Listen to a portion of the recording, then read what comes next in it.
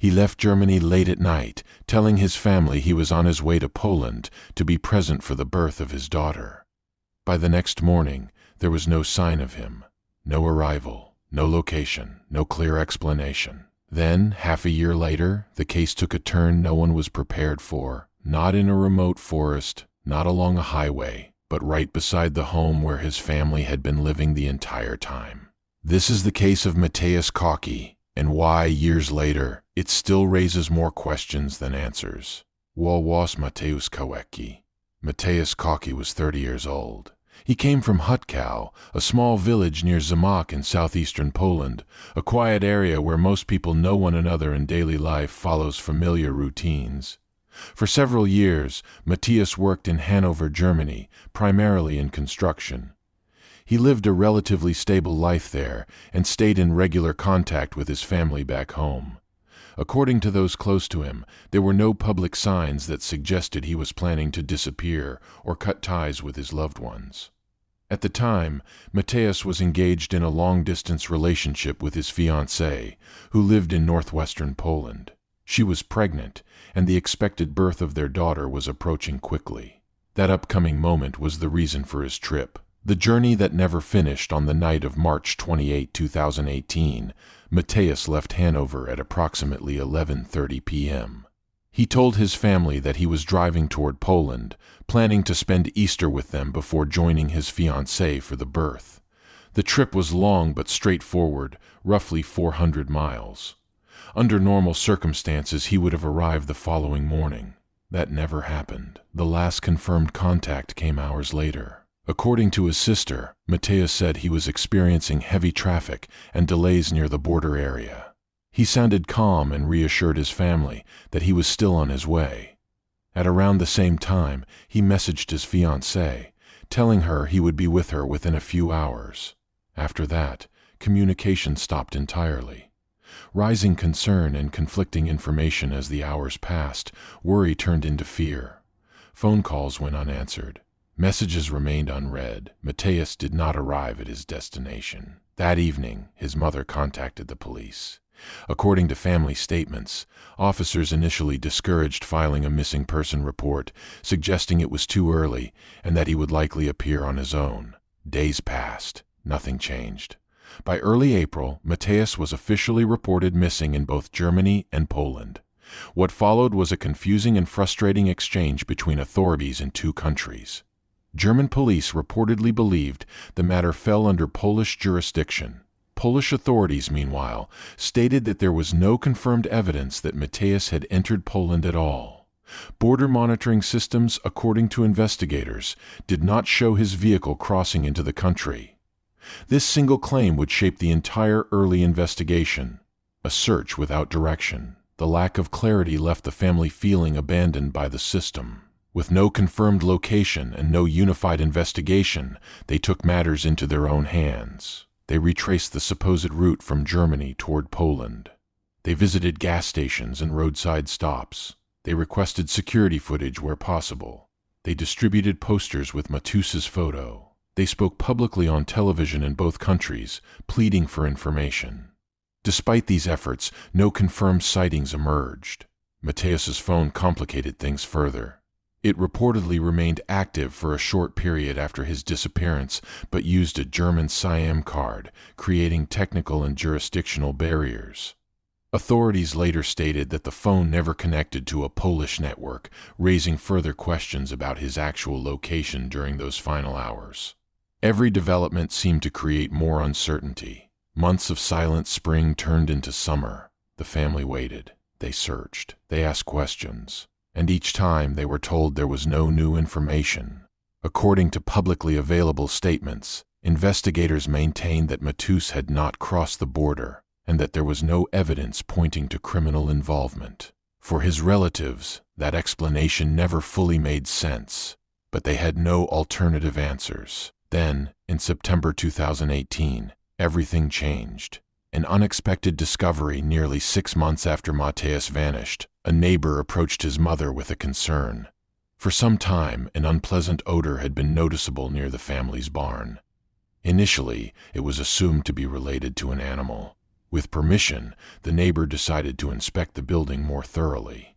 Inside a section of the barn that was not immediately visible from the ground, human remains were discovered. Due to the condition, identification was not immediate. DNA testing later confirmed what the family had feared. The remains belonged to Mateusz Kawecki. Why this location raised immediate doubts. The barn stood directly next to the family home. According to relatives, it had been accessed multiple times throughout the summer. The doors were often open. Family members stated they had been inside repeatedly and noticed nothing unusual. This immediately raised difficult questions. How could something like this go unnoticed for months? Why had earlier searches not focused on this location? And how did Mateusz return to his hometown when authorities previously claimed he had never entered Poland? Officials stated that evidence at the scene supported a conclusion of self-inflicted death and that no third-party involvement was found. The family disagreed. An official conclusion and lingering doubts. DNA analysis confirmed Mateusz's identity. His belongings were examined, and authorities stated that no foreign DNA was found. Expert reports were reviewed. The investigation was formally closed. However, key details were never fully explained to the public. Mateusz's vehicle was never recovered. The keys were missing. The timeline remained unclear. Later internal reviews acknowledged procedural mistakes in the early stages of the search. While no criminal negligence was officially established, disciplinary action was taken against officers involved. For the family, that acknowledgement came too late and answered too little. Reconstructing Mateusz's movements after the remains were identified, investigators shifted focus to reconstructing Mateusz Kawecki's final movements using receipts, phone metadata, and publicly available records. According to prosecutors, evidence suggested that Mateusz had not been truthful with his family on the day he disappeared. While he claimed to be driving near the Polish border, records allegedly showed that he was still in Germany at that time. Receipts found among his belongings indicated purchases made in Germany after the call in which he said he was already close to Poland. Based on this, investigators concluded that Mateusz had abandoned the plan to drive his car across the border. Instead, they believe he changed course. A different route than expected. Authorities stated that Mateusz traveled by train to Frankfurt, a German city located directly on the border with Poland. From there, it is believed he crossed into the Polish town of Słubice on foot, nearly a full day after reassuring his family that he was already in Poland. At this point, investigators say Mateusz was no longer following the route to his fiancée's home in northwestern Poland. According to official findings, he checked into a hotel with another unidentified person. The identity of this individual has never been publicly disclosed, and no further details were released regarding their role, if any, in subsequent events. The following day, Mateusz reportedly continued his journey alone. Towards central and southeastern Poland from western Poland, Mateusz is believed to have traveled by train to Warsaw. From there, he boarded a bus to Zamość, the nearest major town to his home village of Hutków. Records indicate he arrived in Zamość around midnight. What happened after that remains unclear. There is no confirmed information about how Mateusz traveled the remaining distance to Hutków, which lies approximately 13 miles away. No witnesses publicly came forward, and no transportation records have been released. At this point in the timeline, documentation becomes limited.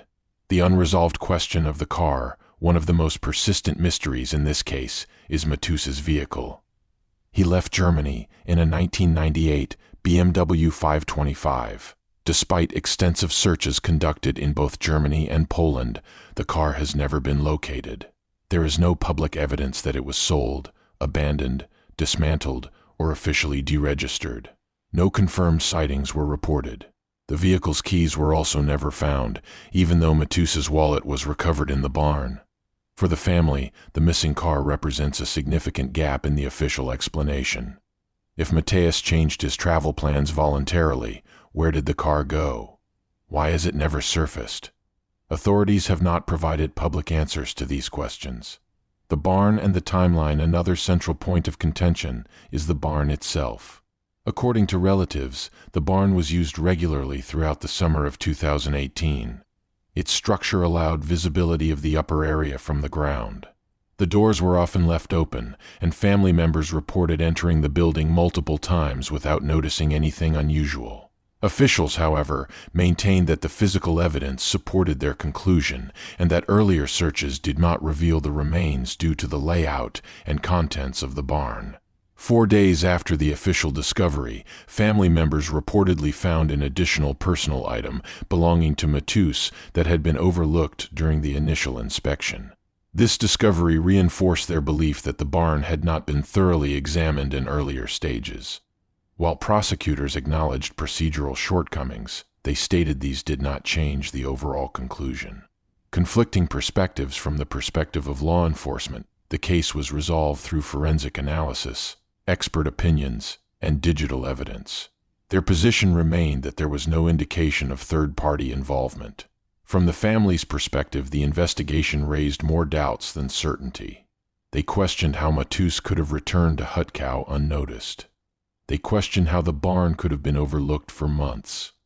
They questioned why critical evidence, such as the car, was never found. Despite repeated appeals, the case was not reopened. Public attention and media coverage the case drew attention from investigative journalists and television programs in Poland and Germany. Commentators highlighted inconsistencies and procedural delays, while officials reiterated that conclusions were based on available evidence. One journalist summarized the situation by stating that each answer seemed to generate new questions, a sentiment echoed by the family. Over time, media coverage faded, but uncertainty remained. What we know and what we don't. What is known. Mateusz left Germany on March 28, 2018. He did not arrive at his planned destination. His remains were found 6 months later near his family home. Authorities concluded the case without identifying criminal involvement. What remains unclear: why Mateusz has altered his route, what happened to his car, how he returned to Hutków without detection, why the barn was not identified earlier as a key location. These unanswered elements continue to define the case. Why this case still matters: cases like this are not defined only by their conclusions, but by the gaps left behind. They raise broader questions about cross-border investigations, communication between agencies, and the limits of certainty when evidence is incomplete. For Mateusz's family, the official explanation did not bring closure, only an end to the investigation.